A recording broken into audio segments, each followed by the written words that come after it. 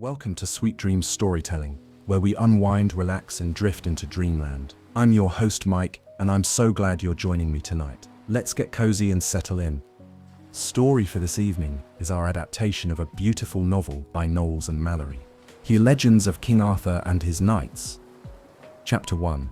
The Sword in the Stone. Long ago, when forests were thick and wild, and dragons still whispered through the mountains, there was a kingdom with no king. The people were afraid. Lords fought among themselves, robbers ruled the roads, and no one knew who would bring peace. The land cried out for a leader. But far away from the battles and castles, in a quiet village, lived a boy named Arthur. He was small and humble, and no one thought he was important. He lived with a kindly old knight named Sir Ector, and served as squire to Sir Ector's son Kay. Arthur's days were spent fetching water, cleaning armor, and tending horses. He never complained, and he always tried to do the right thing, even when no one was looking. One cold winter, a great tournament was announced in London. Knights from every corner of the kingdom came to prove their strength, hoping that perhaps one of them would be chosen as the next king. Sir Ector and Kay rode to the city to join the games, and Arthur came with them to help. What Arthur didn't know was that a very old and very wise wizard named Merlin had been watching him for a long time. Merlin knew that Arthur was not just a stable boy, he had a destiny that would change the world. On the morning of the tournament, the city sparkled with frost, and the breath of horses hung like clouds in the air. Kay, dressed in shining armor, suddenly realized something terrible.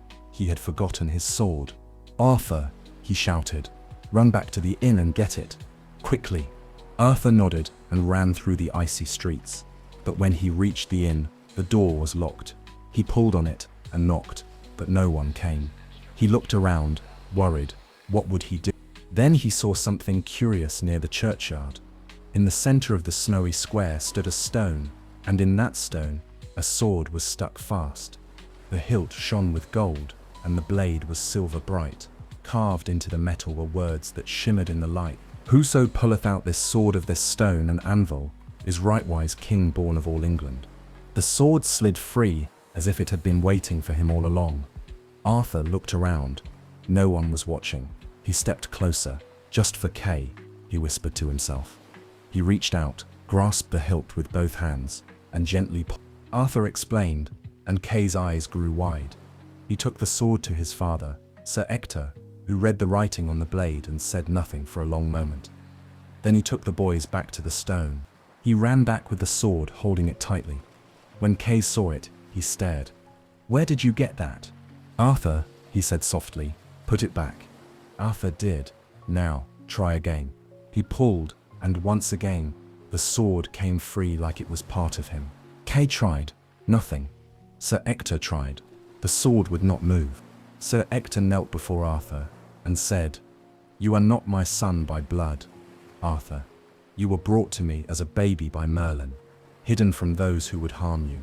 You are the son of a great king, and now you are the king yourself." Arthur's heart beat like a drum.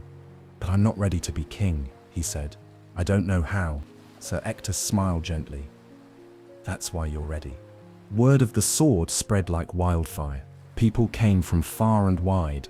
Some doubted him, some shouted, but the sword never lied. Only Arthur could draw it. So in the heart of winter, with snow falling like feathers and bells ringing from the towers, young Arthur was crowned king of all England. Trumpets sang, flags waved, and far off in the shadows, Merlin watched with a proud smile. The boy no one noticed had become the king everyone needed. And so, the legend of King Arthur began. Chapter 2. Merlin the Wise. King Arthur had only just been crowned when people began to whisper. Some said he was too young, others said he had no noble name. But when he sat on the throne, he didn't brag or boast. He listened, he watched, and above all, he cared. Still, Arthur didn't know how to be a king. He didn't know about laws or battles, or how to speak to lords in fine robes. He missed his old life, when the hardest thing he had to do was scrub armor or find Kay's boots. One quiet morning, while the city still slept, Arthur walked alone in the royal gardens. The grass sparkled with dew, and birds called softly from the trees. He was thinking about the kingdom, about the people who needed him, and how small he still felt inside.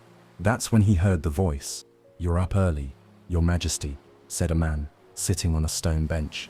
Arthur turned and saw an old figure in a deep blue robe. His beard was long and white, like mist in the morning, and his eyes twinkled like stars. "Who are you?" Arthur asked. The old man smiled. "My name is Merlin, and I have known you since the day you were born." Arthur blinked. "You have?" Merlin nodded. "Your father was a great king named Uther Pendragon. But there was danger all around when you were born. Enemies would have taken your life if they'd known who you were. So I placed you in the care of Sir Ector, far from the eyes of the world, until the time was right." Arthur sat beside him, the weight of the crown heavy on his brow. "But I don't know what I'm doing. Everyone expects me to be wise and brave. What if I make mistakes?" Merlin chuckled softly. "All kings make mistakes. The good ones learn from them." He pulled a small piece of wood from his sleeve, and with a flick of his fingers, turned it into a bird. It fluttered from his hand and soared through the sky, then vanished in a sparkle of gold. "Magic?" Arthur whispered. "Yes," said Merlin, "but magic is not just about tricks and spells. True magic is in knowing when to speak, when to be still, and when to act with kindness." For many days after that, Merlin stayed by Arthur's side. He didn't speak like the other advisors. He didn't care for gold or castles, but he knew the world. He had traveled to faraway lands, spoken to dragons, listened to the stars, and learned the secrets of nature. He taught Arthur how to read the skies and the stories in people's eyes. He taught him about justice, not the kind written in dusty books, but the kind that lives in the hearts of good men. He taught him how to lead not by fear, but by example. Sometimes they would sit by the fire late at night, while Merlin told stories of kings and heroes who came before. Other times, they'd walk among the people, where Arthur would hear the laughter of children, the worries of farmers, and the hopes of shopkeepers. Merlin wanted him to see that being a king wasn't about being above others, it was about serving them. One evening, as the sun set in ribbons of orange and gold, Arthur asked, "Will you always be here to guide me?" Merlin looked at him with a faraway gaze. "Not always, Arthur, but for now, yes, and when the day comes that I'm not, you'll remember everything I taught you." Arthur nodded. Somehow that was enough. So the boy who had pulled the sword from the stone became more than just a king. He became a student, a thinker, a listener, and with Merlin beside him, the once forgotten land began to hope again. Not with war or might or shouting from towers, but with a wise old wizard and a young boy with a brave, humble heart. And deep in the hills, where the wind carried secrets through the trees, the future began to stir. Chapter 3: The Round Table. King Arthur was growing into his crown. With Merlin by his side, he listened to his people, rode through his lands, and worked to bring peace where there had once been only fear. Yet, there was one thing that troubled him. Every time he held a council with his knights, he noticed the same thing: arguments. Some men sat on tall chairs, others on low stools. Some shouted to be heard, while others sat quietly and were ignored. The great hall of Camelot, though grand and golden, felt unbalanced. Arthur could feel it in the air. One morning, after a long meeting filled with voices talking over one another, Arthur walked to Merlin's tower, his brow furrowed with thought. Merlin, sitting beside a crackling fire, stirred his tea with a spoon that stirred itself. "Then stop giving them corners," he said, with a twinkle in his eye. "They're brave men," he said to Merlin, "but they fight for power more than they fight for peace. I want them to see one another as brothers, not rivals." Arthur tilted his head. "Corners?" "Yes," said Merlin. "When men sit at corners, some sit at the head, others sit at the end. One thinks he's greater, the other feels lesser. What you need, dear king, is a circle." Arthur's eyes lit up. A circle, and so he had it built. Not a long rectangular table like other kings had, but a great, round table, smooth as a silver moon, big enough to seat dozens of knights. When it was placed in the hall of Camelot, everyone who saw it stopped and stared. There was no head of the table, no highest seat. Every place was equal. Whether a knight had won 100 battles or just one, he sat beside his brothers, not above them. This, Arthur said as his knights gathered, is where we meet, not as rulers and followers but as equals. You are my most trusted companions, and together we will serve the realm. The knights nodded, some with smiles, some with tears. They had never been treated like this before, and one by one, they sat down. Sir Lancelot the Bold, who had come from across the sea to pledge loyalty to Arthur. Sir Gawain, brave and strong, with a fierce sense of honor. Sir Percival, young and pure-hearted, and many others, each with their own gifts, their own flaws, their own stories. Merlin watched from the shadows, pleased. Now you've begun something that will last longer than stone or steel, he whispered. They called themselves the Knights of the Round Table, and their vows were simple but sacred. To protect the weak, to tell the truth, to be humble in victory and noble in defeat. Of course, not every day was peaceful. There were still shadows beyond the hills, sorcerers, beasts, and enemies who envied Arthur's growing fame. But within Camelot's walls, the light of the Round Table glowed like a hearth on a winter night, warm, welcoming, and full of hope. And as the days turned into seasons, the land began to change. Roads were safer, villages grew brighter. Even the forests, once thick with danger, seemed to breathe a little easier. He was the heart of something greater, a brotherhood that would live on in tales for generations. And so, with his knights beside him and Merlin's wisdom to guide him, Arthur wasn't just a king. Chapter 4, Sir Lancelot arrives. The wind had begun to warm, and Green was returning to the hills when a rider appeared on the road to Camelot. When he reached the gates of Camelot, he bowed his head to the guards and spoke gently.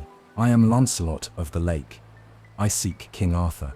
He came on a silver-grey horse, his armor shining like morning frost, and a white cloak flowing behind him. He rode with grace, but not pride. His eyes were sharp, yet kind. He carried no banners, and he wore no crown. But those who saw him move aside as though they felt something in his presence, a quiet strength, like the hush before a storm. The guards let him pass, and soon he stood in the great hall where the Round Table rested like a moon at the heart of the castle. Arthur rose from his seat as Lancelot entered, and though they had never met, it was as if they had known one another for years. I have heard your name, said Arthur. You are welcome in this hall, Sir Lancelot. I come not for gold, nor glory, Lancelot replied, but to serve the true king and to do right in the land. Arthur smiled. Then you have already earned your place. And so, Sir Lancelot joined the Round Table. But his story was not new. It was old as rivers, whispered by trees and carried by birds. He had been raised far away, in a hidden place beyond the woods, by the Lady of the Lake, a mysterious enchantress who had taught him swordplay, courage, and the values of honor. Some said he could not be beaten in battle. Others said he was protected by magic. But Lancelot himself never spoke of such things. He only spoke when needed, and always with care. The other knights welcomed him, though some felt a flicker of challenge in their hearts. It wasn't easy for proud warriors to share space with someone who seemed too perfect, too swift with his sword, too quiet in his victories. But Lancelot never looked down on them. He trained beside them, he shared their meals, and in time they began to call him brother. One day, Merlin took Arthur aside. Lancelot is not like the others, he said softly. He has greatness in him. Yes, but also a storm. Be mindful. Arthur nodded, though he did not understand, for Lancelot had done nothing wrong. If anything, he had brought strength and peace to the court. But then came the day Lancelot first met Queen Guinevere. She was standing in the garden, sunlight caught in her dark hair, humming a song to a small bird that had landed on her finger. Lancelot was passing by, on his way to the stables, when he saw her. Their eyes met for only a moment, but something deep and ancient passed between them, like a spark from one soul to another. Neither spoke, neither smiled, but both felt it.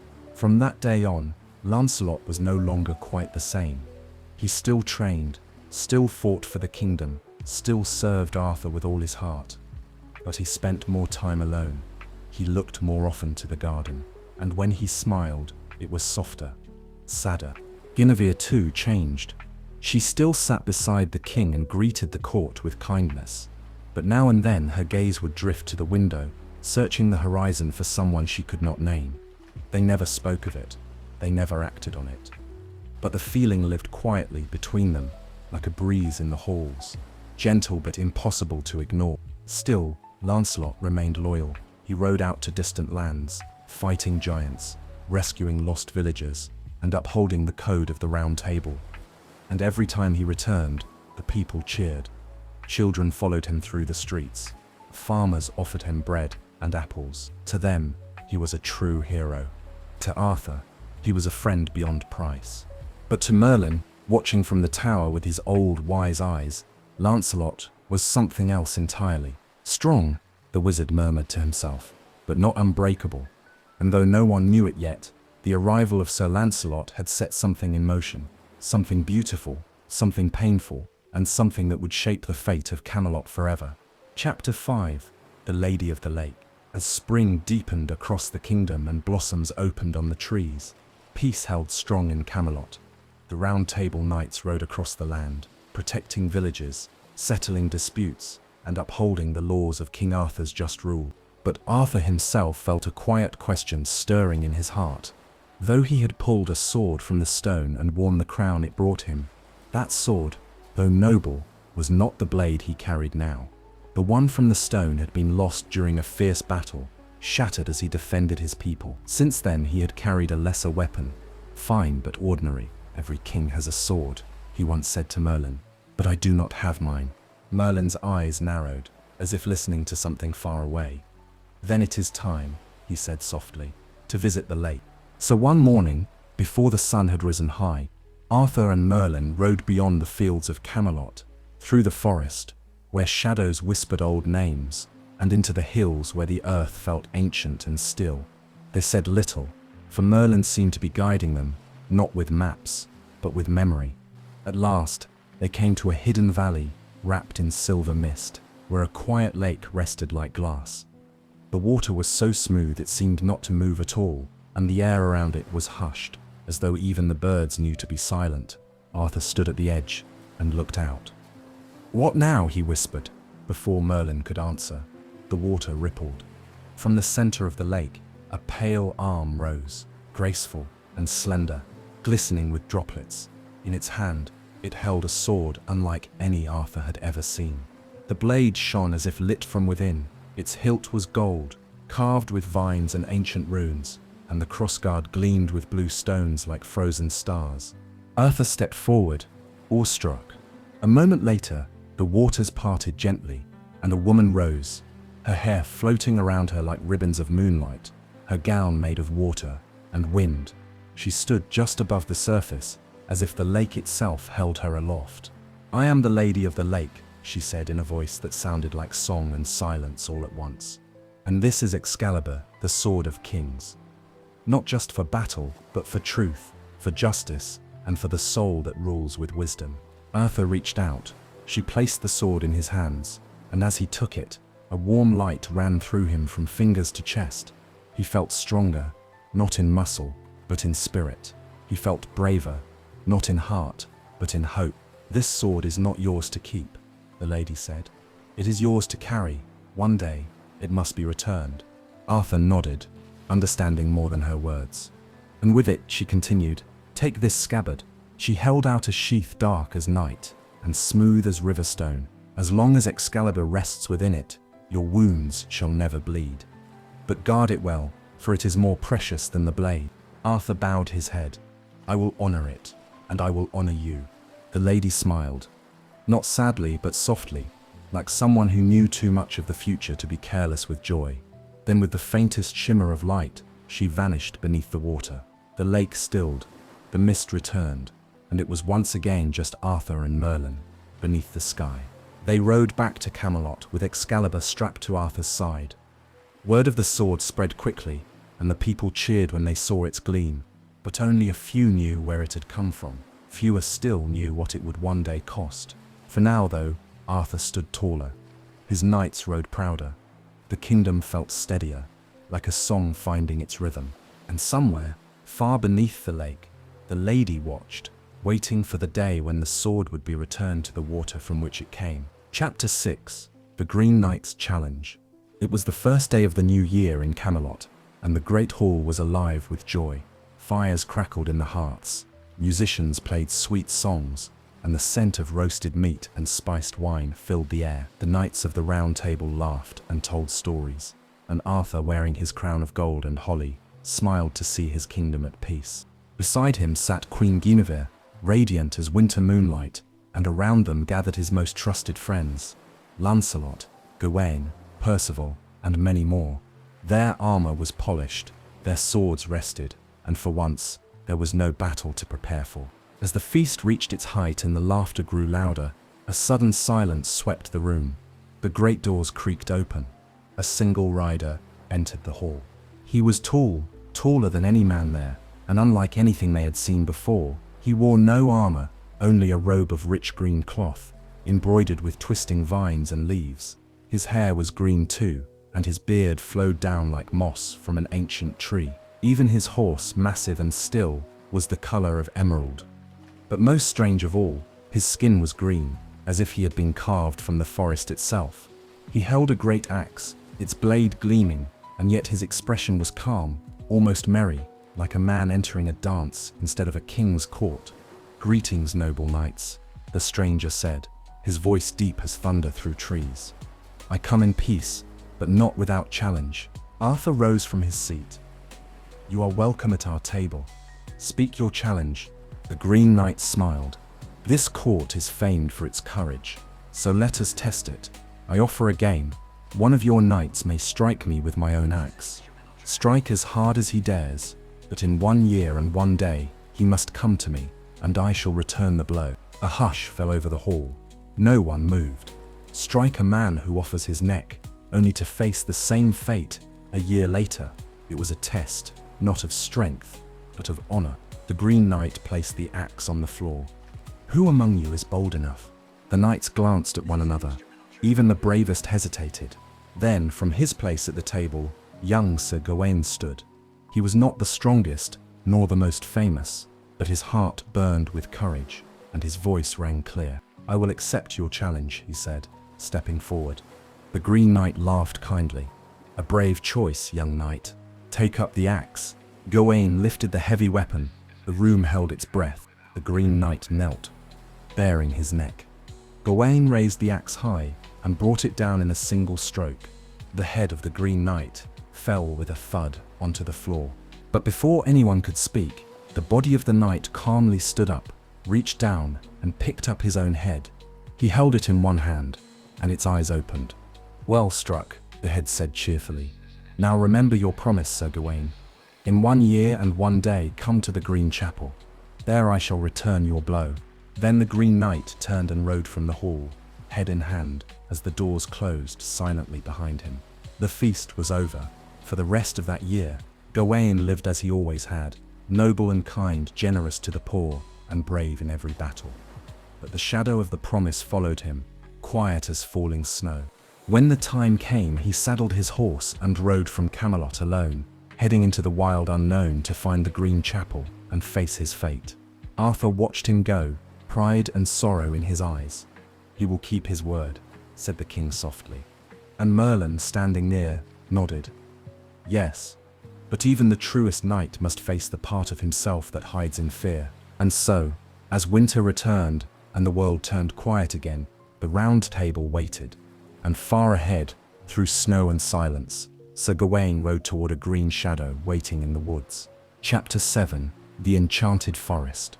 The land of Camelot was wide, and its borders touched wild places, deep rivers, silver mountains, and forests, so old that even Merlin did not know all their secrets. One of those forests lay to the west, thick with tangled roots and towering trees. People called it the Whispering Wood, for strange things were said to live beneath its leaves. Talking animals, hidden castles, and paths that moved when no one was looking. Few dared enter. But one day, a message arrived in Camelot. A nearby village was in distress. Crops had failed. Their well had gone dry. The villagers spoke of strange laughter at night, and shadows that walked without feet. "It comes from the forest," they said. Something in the woods is cursing the land. Arthur listened carefully. He turned to his knights and chose a small company to ride with him. Lancelot for his strength, Gawain for his honor, and Percival for his pure and curious heart. Together, they set off on horseback, riding west under grey skies. The wind carried the scent of pine and distant rain. Birds flew silently above them, and even the trees seemed to lean inward as they approached the forest. At the edge of the woods, Merlin met them, standing by a mossy stone. "These trees are not ordinary," the wizard warned. "They remember, they protect, and they test the hearts of those who pass beneath their boughs." Arthur nodded. "Then we will enter with truth and leave with respect." So they crossed into the forest, where the light turned green and golden, filtered through layers of leaves. The air was cool, but not cold, quiet, but not empty. There were no paths, only winding ways between ancient trees, each one taller than a tower and older than a king. As they walked deeper, strange things began to happen. A fox trotted beside them and spoke with a voice like a harp string. "Turn back, brave ones. This is no place for swords." Later, a tree bent low and whispered to Arthur, "Do you seek power or peace?" And when they made camp by a quiet pool, their reflections showed not their faces, but the people they used to be. Arthur as a wide-eyed boy, Lancelot as a lonely child, Gawain smiling beside his mother, and Percival chasing butterflies in a field. That night, as they sat around a fire that crackled with blue flames, a soft song rose from the trees. It wasn't sung by any voice they could see, but it wrapped around them like a lullaby, filled with sadness and beauty. Even the horses listened. "The forest is alive," said Percival, his eyes wide with wonder. "It knows who we are." "It does," said Arthur, "and I think it is watching, waiting to see what kind of men we will choose to be." The next morning, they followed a trail of flowers that bloomed only as they stepped forward. It led them to the heart of the woods, a clearing filled with mist and a single tree that shone like silver. Beneath the tree sat a woman dressed in vines and petals. Her eyes were green as the sea, and her smile held both kindness and caution. "I am the guardian of the wood," she said. "You come seeking answers, but the curse you fear is not mine." Arthur bowed his head. "Then who does it belong to?" "A greedy lord cut down trees that had stood for 1,000 years. He dug too deep, took too much. Now the forest mourns, and it is mourning that has spilled out into the world." Arthur listened, heart heavy. "What must we do?" asked Gawain. The guardian pointed to a hollow tree. "Return what was stolen. Plant it deep in the roots. The forest will forgive, if you ask it properly." Inside the tree, they found a wooden chest filled with stones and jewels, taken from the heart of the earth. Arthur carried it himself, and they buried it beneath the silver tree. Then Lancelot removed his sword and laid it gently on the ground. "In peace," he said. The forest sighed. A warm wind stirred. Leaves rustled like applause. The mist lifted, and sunlight broke through the branches like golden rain. The curse was gone. As they left the forest, flowers bloomed behind their steps, and a whisper followed them all the way back to Camelot. "Well done, true hearts. Return when you are ready to listen again." And though Arthur would walk many paths in his life, across seas, through deserts, into battle and back, it was the enchanted forest that stayed with him most. For there, he had been reminded that not all power lies in strength. Sometimes it lies in listening. Chapter 8, Morgan Le Fay's Trickery. In the quiet halls of Camelot, where the sunlight touched stone and the round table glowed in the morning light, all seemed well. The kingdom was healing. The forests were calm, and the people spoke of King Arthur with warmth in their voices. But not all hearts in the land wished Camelot peace. Far away, in a castle wrapped in mist and thorn, lived a woman with eyes sharp as broken glass and hair like raven's wings. Her name was Morgan Le Fay. She was Arthur's sister, born of the same royal blood, raised in shadows, while he was raised in light. Once, she had studied magic under Merlin himself. But where Merlin sought balance, Morgan sought power.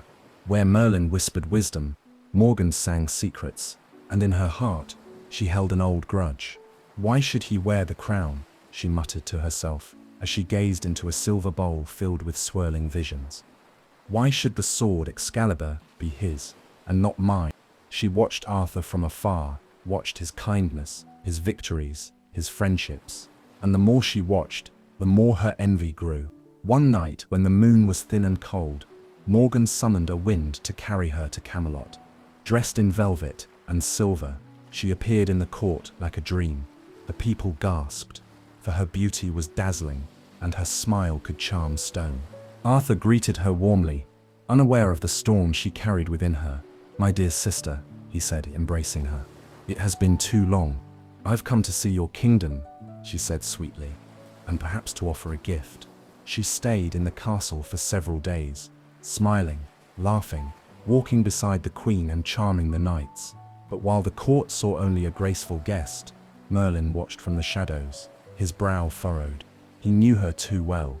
On the third night, Morgan asked Arthur to let her examine Excalibur, pretending she wished only to admire its beauty. Arthur, trusting and proud, handed the sword to her without hesitation. But Morgan was clever. While Arthur slept, she crept to the armory and used her magic to craft a copy of Excalibur, one so perfect it gleamed just like the original. Then she placed the false sword in its scabbard and fled the castle before dawn, vanishing into the hills with the true blade hidden beneath her cloak. The next day, Arthur woke unaware of the trick. He wore the false sword as he always had and rode out with his knights to answer a call from the northern border. It was a trap. Morgan had whispered lies to a cruel warlord, promising him Arthur would be vulnerable. The king and his knights were ambushed in the rocky pass. Spears rained down, swords clashed. Arthur raised his blade and felt nothing. The false Excalibur rang against steel, but offered no magic. His strikes were slow, his shield felt heavier, and when he was wounded, the scabbard did not protect him. Blood ran down his side. The world swam. But even without his sword's power, Arthur fought with the heart of a true king. Beside him, Lancelot held the line, Gawain defended the fallen, and Percival shielded the villagers caught in the chaos. Together, they drove back the enemy. That evening, as the sun dipped low and the wind cooled their wounds, Merlin approached Arthur quietly. "You've been betrayed," he said, lifting the sword from Arthur's side. "This is not Excalibur." Arthur's eyes darkened with grief. "Morgan, she wishes to break you," Merlin said. "But she does not yet understand. Excalibur is not your strength. You are."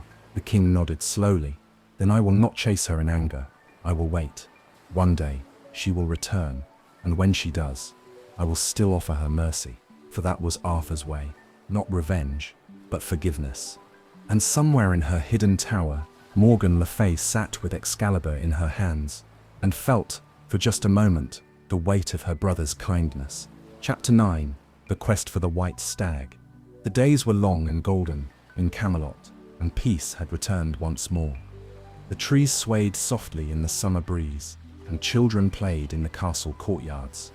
But within the Round Table Hall, a new restlessness had begun to stir. One afternoon, as sunlight slanted through stained glass windows and painted colors across the floor, a strange messenger arrived. He wore robes the color of clouds and carried no sword. He bowed low before King Arthur and spoke with a voice that sounded like leaves rustling in the wind. "A creature has been seen in the far meadows," he said. "A white stag, brighter than snow, swift as wind, and older than time. The villagers say it appears only once in an age, and only to those who still believe in wonder." The hall fell silent, for in the stories told to children, the white stag was no ordinary beast. It was said to be the spirit of the wild world, graceful, untouchable, and wise. To catch a glimpse of it was a blessing. To follow it was a test. Arthur rose from his seat. "Then we shall ride, not to hunt it, but to understand it." He chose 3 knights to ride with him. Sir Gawain, whose heart beat true, Sir Bors, loyal and steady, and Sir Tristan, known for his skill with music as much as with a sword. Each carried only a light pack, a gentle hand, and a curious mind. They set off at dawn, riding through golden fields and flowering woods, following the whispers of those who claimed to have seen the white stag. Some said it leapt through waterfalls. Others claimed it ran through moonlight without leaving tracks, but none had caught it. On the second day, as the mist rose from a silver stream, Gawain saw it first. "There," he whispered, pointing. And there it was. The white stag stood at the edge of the trees, tall and still. Its antlers shimmered like frost. Its eyes were calm and deep. For a breath, it watched them, and then it turned and ran. Not fleeing, leading. The knights followed. They rode not with haste, but with wonder. Through tall grass and hollow hills, over bridges made of vines and stones, shaped like sleeping faces. The forest thickened, but the light never faded. Each time they thought they had lost the stag, it appeared again, always just ahead, pausing, waiting, then running on. At last, it led them into a glade none of them had ever seen before. The air was filled with birdsong and soft golden light, though no sun shone overhead. Flowers bloomed in colors no one could name, and the trees stood like watchful giants. There, the stag stood still. Arthur dismounted and stepped forward slowly. "Why have you brought us here?" he asked. The stag did not speak, but something passed between them, not in words, but in feeling, in understanding, and Arthur knew. "This is not a quest for conquest," he said to the others. "This was a journey to remember what we are meant to protect." Gawain nodded, his gaze soft. The wild, the wonder, the balance. Sir Tristan reached for his harp and played a quiet tune, gentle and full of awe. The notes floated like feathers. The white stag turned once more, stepped into the trees, and vanished as quietly as it had come. The knights camped that night in the glade, not speaking much, only listening to the wind, to the water, to the peace that filled the air like music. When they returned to Camelot days later, they carried no prize, no trophy, no tale of battle, only a deeper stillness in their hearts, and a promise to never let the world grow so loud that it forgot how to listen. And though the people never saw the white stag again, the land itself seemed to breathe a little easier, as if it too had been reminded of something precious. Chapter 10. Sir Percival and the Golden Cup. There was a time in Camelot when the wind grew still, as if the world were holding its breath. The fires burned a little lower. The songs in the halls grew softer, and even laughter seemed to wake. Something was missing. Arthur felt it in the space between footsteps, in the silence after the feasts. He looked to Merlin, who sat by the hearth, eyes closed, and listening to the quiet. "Is it a shadow?" Arthur asked one evening. "Some danger I cannot see?" "No," said Merlin, slowly opening his eyes. "It is not a shadow, but a longing. Something holy and forgotten stirs in the hearts of your people. A quest waits not for a sword or a crown, but for something purer." Arthur thought for a moment. "Then who shall seek it?" Merlin turned his gaze to a young knight polishing his boots by the fire. "Sir Percival," he said. "He is not the mightiest, but his heart is unspoiled." Percival looked up, startled. Merlin smiled. "Yes, you." So it was that the next morning Percival set off alone. No banners, no fanfare, only a plain cloak, a sturdy horse, and a quiet sense of purpose in his chest. He rode for many days, past rolling hills and ruined towers, through rain and golden sunlight, asking only a single question wherever he went. "Have you seen a golden cup, one that shines without flame and brings healing where it rests?" Most people shook their heads. Some thought him foolish. A few offered him cups made of brass or coins, but none were what he sought. One night, after weeks of wandering, Percival reached a grey, lonely valley. There, among the fog, stood a small, crumbling chapel. The door hung crooked, and vines climbed the stone like frozen hands. He entered quietly. Inside, the air was cool and still. A single candle flickered on the altar, and behind it, wrapped in shadow, sat a very old man, with eyes like storm clouds. "You seek the golden cup," the man said before Percival could speak. "But it is not found with swords or cleverness. It is seen by those who are ready to see." Percival lowered his head. "I don't know if I am ready." The man smiled gently. "That is the first step." Then he pointed to the candle. "Watch." Percival sat down. He watched the flame. It flickered, danced, dimmed, then grew. As he watched, he remembered things. Not battles or triumphs, but simple moments. His mother's voice in the morning, A hungry child he once gave bread. The sound of a stream he had passed in silence. His breathing slowed, his heart became still. And there, where the candle's light met shadow, he saw it, the golden cup. It hovered, shimmering softly, not made of jewels or gold as men know it, but of something deeper. It glowed with peace, with healing, with grace. And then, just as gently as it had appeared, it was gone. Percival didn't move. He didn't speak. He simply closed his eyes and wept quiet tears, not of sadness, but of awe. When he opened them, the chapel was empty. He returned to Camelot without treasure, without proof. But when Arthur looked into his eyes, he knew. "You have found it," the king said. Percival nodded. "I saw it, not with these," he said, touching his eyes, "but with this." He touched his chest. And from that day on, Sir Percival was changed. Not louder, not richer, but calmer, kinder, and full of something he could not name. The knights asked what the cup had looked like. He only smiled. "It looks like hope." Chapter 11. The Dragon of Camelot. For many seasons the land of Camelot had known peace.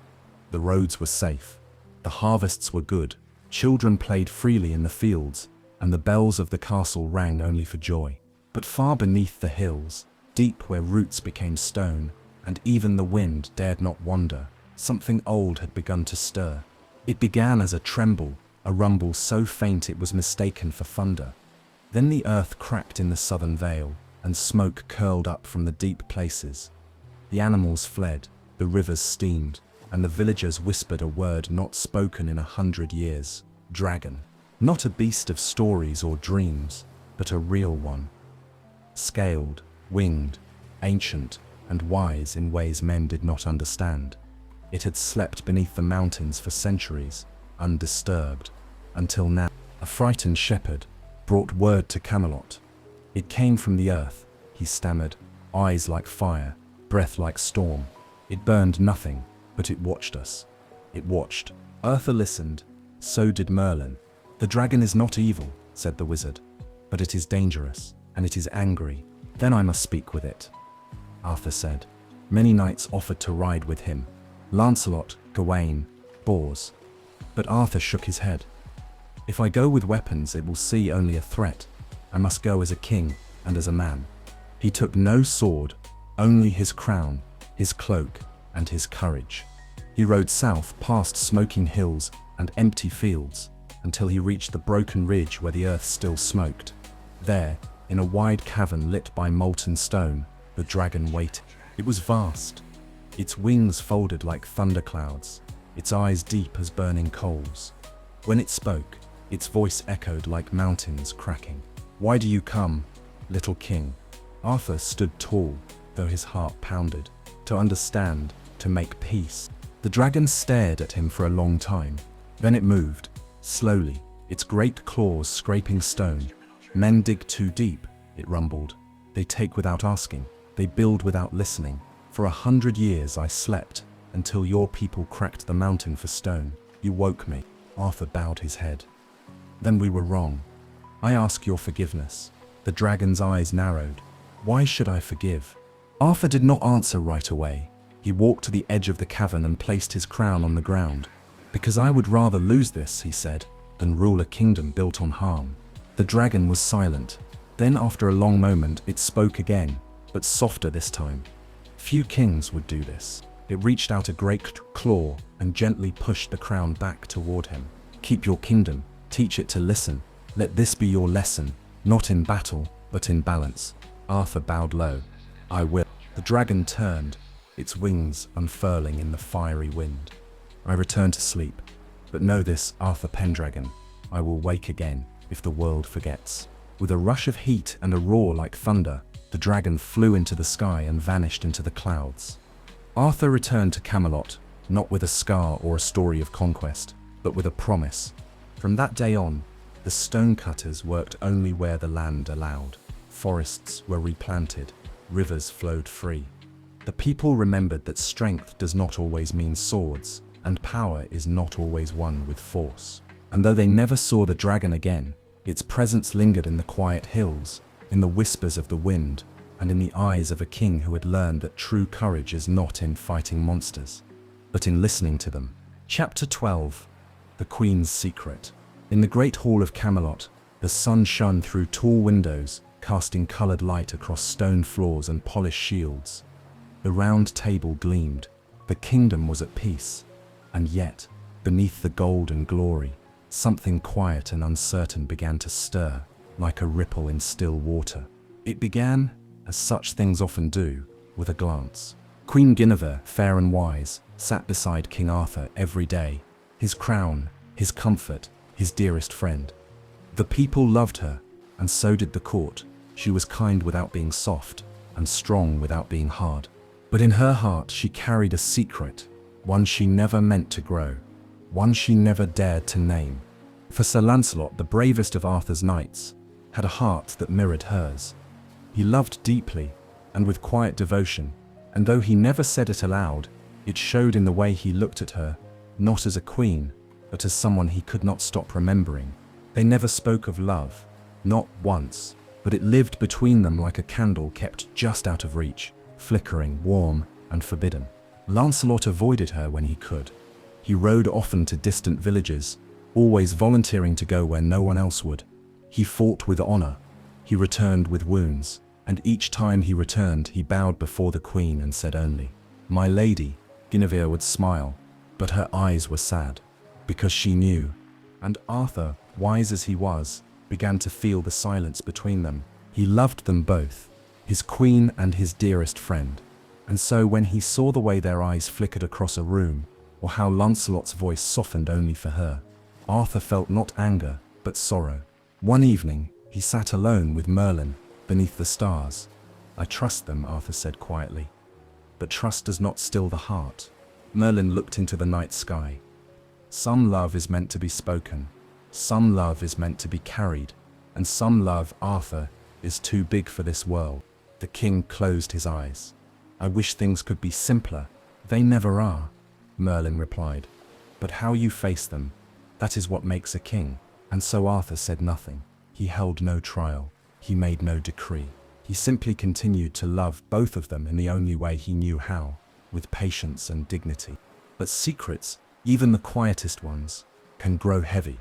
One day, a whisper began in the court. A glance too long, a word misheard. The name Guinevere spoken too sharply, Lancelot too often absent. Gossip grew like vines.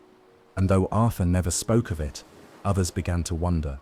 The queen withdrew, spending more time in her garden, among roses and herbs. Lancelot rode farther than ever before, and the space at the round table between them seemed wider than it once had been. Still, the bond between the three held, not perfect, not easy, but real. Because sometimes love does not need to be returned to be true, and sometimes the deepest loyalty is not in staying close, but in staying silent. So the secret remained unspoken, half understood, wrapped in sadness and dignity. And in the heart of Camelot, where light and shadow often sat side by side, Arthur reigned with grace, knowing that even the noblest hearts can be torn. But still they beat, and still they stayed. Chapter 13. The Coming of the Grail. One night, a stillness fell over Camelot. Unlike any before, the wind did not blow, the torches did not flicker, even the stars above seemed to pause, as if holding their breath. Inside the great hall, the knights of the Round Table had gathered for supper. Their laughter was easy, their voices warm. Arthur sat among them, not as a ruler high above, but as a friend among friends. But then, it happened. The air changed. A faint glow filled the room, soft and golden, with no flame and no source. It came from nowhere, and yet it seemed to come from everywhere. The room fell silent. Forks and goblets were forgotten. And then, without sound, a vision appeared. Not a person, not a ghost, but a cup. Suspended in the light, it hovered above the Round Table, simple in shape, yet shining with a beauty no words could hold. It glowed with warmth and calm, and its presence stirred something deep in every heart present. The knights knew at once what it was. The Holy Grail, the cup from which Christ was said to have drunk at the Last Supper, the cup of purity, the cup of truth. the cup that held something no sword or crown could give. Grace, and as quickly as it appeared, the vision vanished, but it left something behind. A silence, a yearning, and a sense of something holy, just beyond reach. Arthur stood slowly. "You saw it," he whispered. They all nodded. Then Sir Gawain rose. "I swear upon my honor, I will seek the Grail until I find it." Sir Percival stood next. "And I." Then Lancelot. "So will I." One by one, nearly all the knights rose to their feet, pledging themselves to the quest for the Grail. Not for glory or gold, but to touch something higher than themselves, to be made whole. But Merlin, watching quietly from the corner of the room, said nothing. His eyes were filled with sorrow. When Arthur turned to him, Merlin spoke softly. "They will not all return." Arthur nodded. "I know." And though his heart was heavy, he did not stop them. For the Grail called not with the voice of a king, but with the voice of the soul, and such a voice must be followed. The next morning, the knights rode out. Not in triumph, but in quiet hope. They did not travel in a great company, for the Grail could not be found with strength or numbers. Each knight would journey alone, through woods, across mountains, into deserts and dreams. They would face not only enemies, but themselves. Some would find wisdom, some would find sorrow, and a few, just a few, would come close to the light that had once hovered above the round table. As the last knight disappeared into the horizon, Arthur stood at the castle walls and watched the sunrise alone. He did not know what the quest would bring, but he knew this: the Grail had come for a reason, and when the time was right, it would return not in a blaze of glory, but in quiet hearts that had been made ready to see it. Chapter 14: Sir Galahad's Journey. As the knights of the Round Table rode out in search of the Holy Grail, the kingdom grew quieter, fields still blossomed, and the bells still rang in Camelot. But something had changed. The songs were softer, the fires burned lower. Everyone seemed to be waiting for something they could not name. And then, one morning, a new knight arrived. He rode alone, his armor unmarked, his cloak as white as winter snow. He carried no banner, no shield, no scars. His face was young, barely more than a boy's, but his eyes held something older than time. Calm, clear, and full of light. His name was Sir Galahad. He was the son of Lancelot. Though raised far away in secret, trained in silence and gentleness. Some said he had been blessed from birth. Others whispered he had no flaw. But Galahad never claimed greatness. He asked for no honor. He only bowed before King Arthur and said, "I have come to join the quest."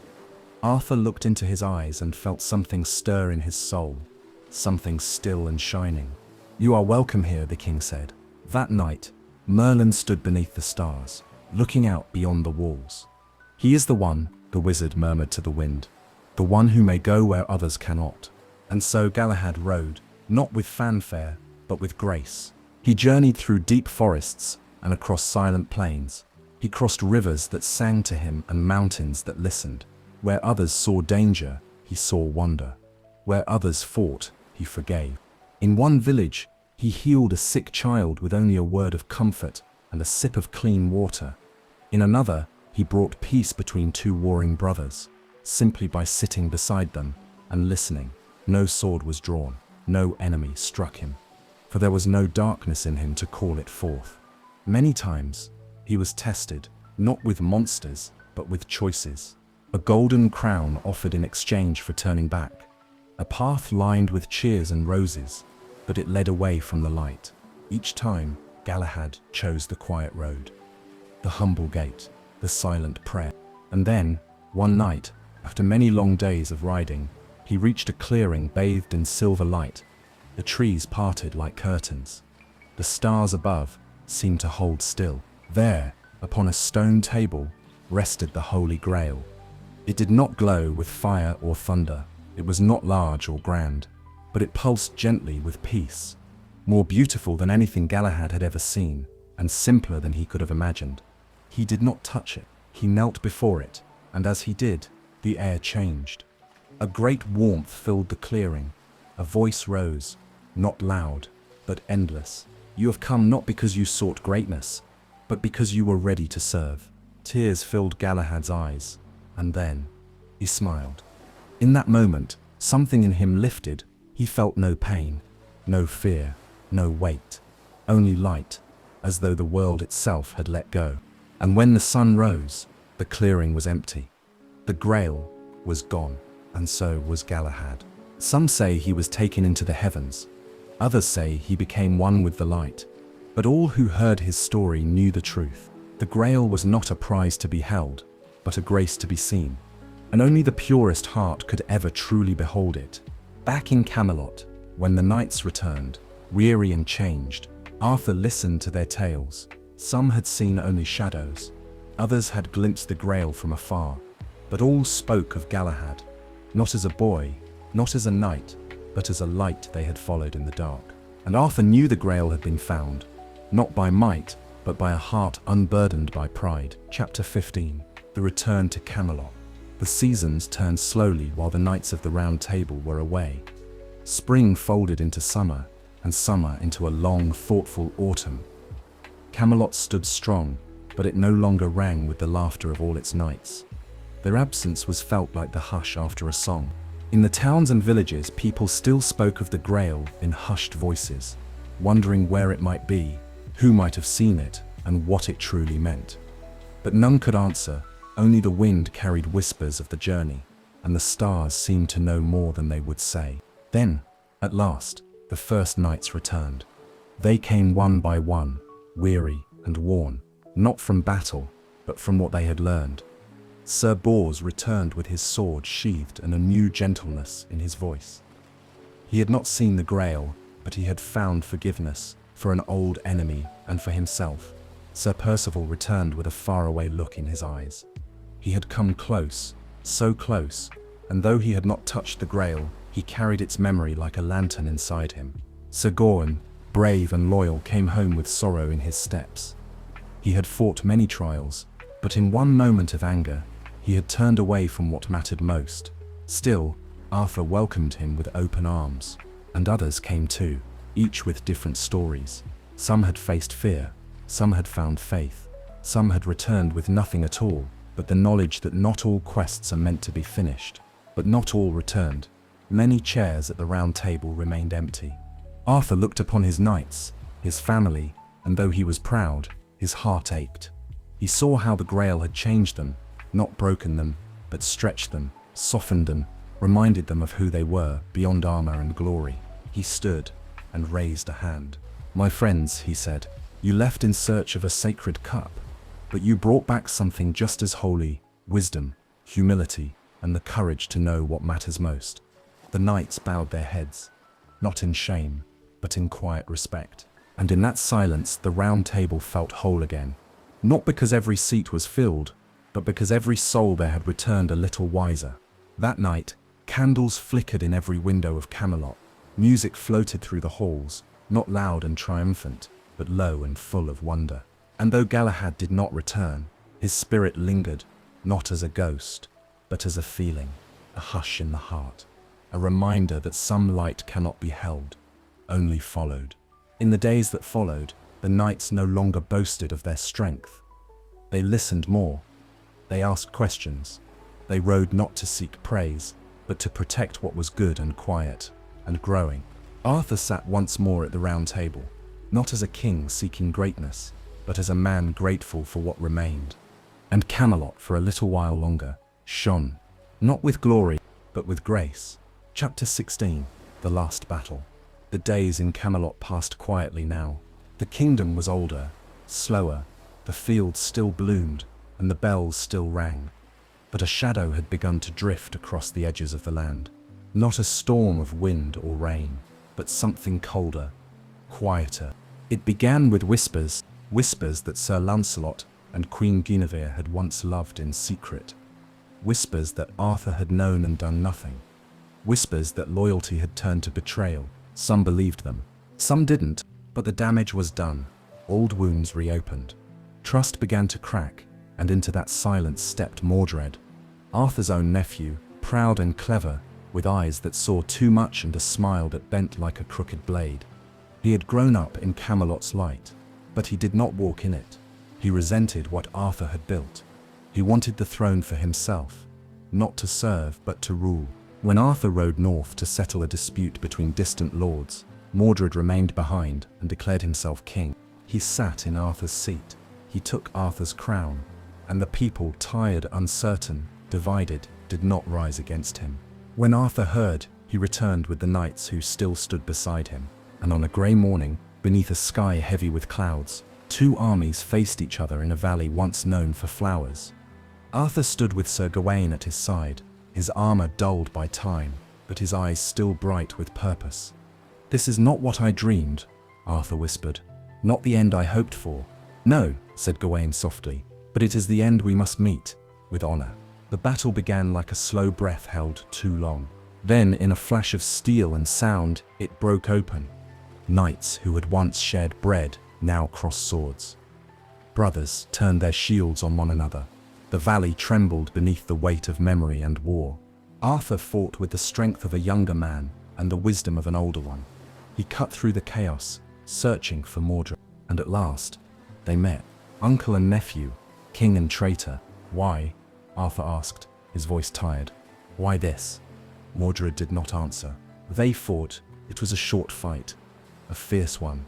Arthur struck Mordred down, but not before the younger man dealt a terrible blow. His blade pierced the king's side, deep and cruel. Mordred fell.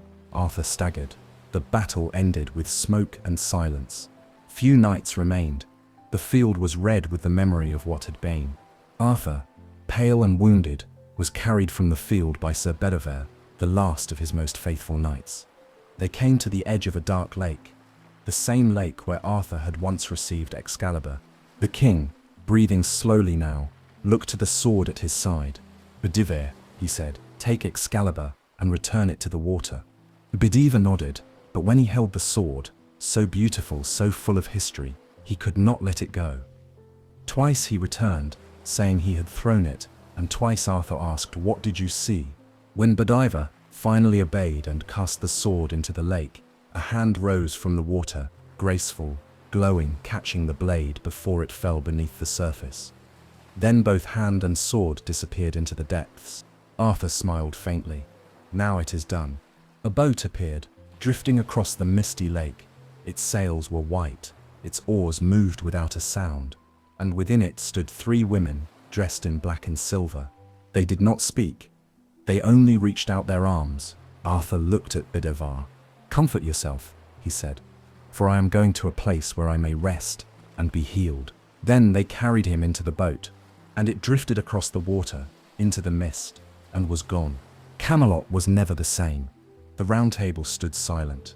The throne remained empty. But the stories, the truth, lived on. For though the king was gone, it was said he would return, one day, when the land had need of him again. And until then he would sleep on the Isle of Avalon, where time is gentle and wounds are forgotten. Chapter 17. The sword returns to the lake. The battle was over. The king was gone, and the land fell into a hush. Camelot stood like a dream remembered, its banners faded, its hall quiet, the Round Table gathering dust beneath stained glass windows. Those who survived the last battle had gone their own ways, some to cloisters, some to far coasts, and some to walk alone, carrying stories that felt too heavy to speak. Only one knight remained, Sir Bedivere, the loyal, the last. He wandered the hills and ruins, his heart full of grief and silence. He had watched his friends fall, had borne Arthur's body to the lake, had seen the sword vanish into the water like a candle snuffed in the dark. But even now he felt its presence.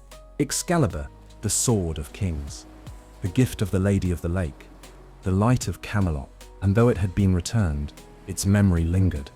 Bedivere climbed often to the shores of that lake, where mists hung low and the world felt thinner, as if the distance between now and once upon a time was only a breath away.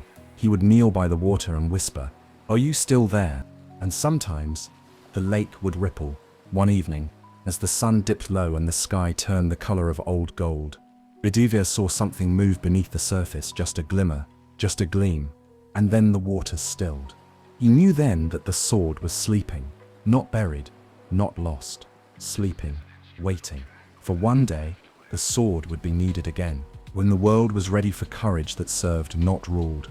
for leaders who listened before they shouted, for hope that glowed quietly in the dark. Then perhaps the Lady of the Lake would rise once more, and Excalibur would shine again, not in war, but in wisdom. The diva stayed by the lake until his final days, not to guard it, but to remember it. For sometimes the most faithful thing a knight can do is not to fight, but to remember what was good and tell it softly, so it is never lost. And so the sword rested beneath the still water, and the lake, ancient and deep, kept its promise. Chapter 18. The Once and Future King. The years passed, the hills grew quiet, the stones of Camelot grew cold, the songs faded into stories and the stories into whispers. Children were born who had never seen the Round Table. They played in fields where knights once rode and gathered wildflowers near streams that had once reflected banners of gold. They knew Arthur's name, but only in tales. Some believed, some didn't, but still, the stories were told.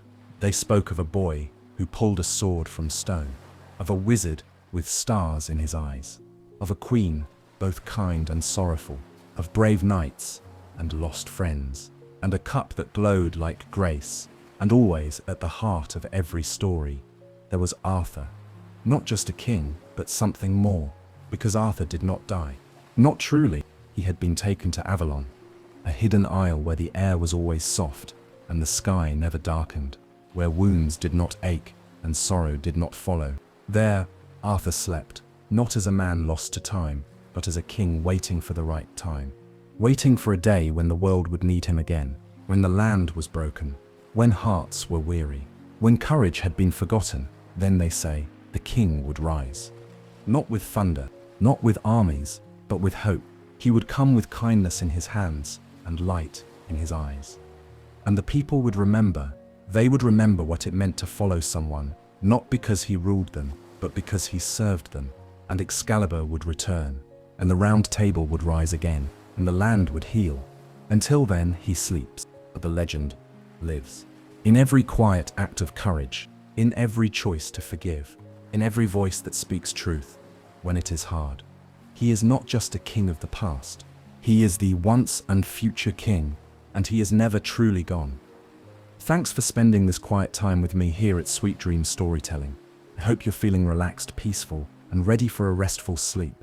As we say goodnight, let the calm background music guide you gently into dreamland. Before you go, don't forget to like the video and subscribe, and until next time, rest well.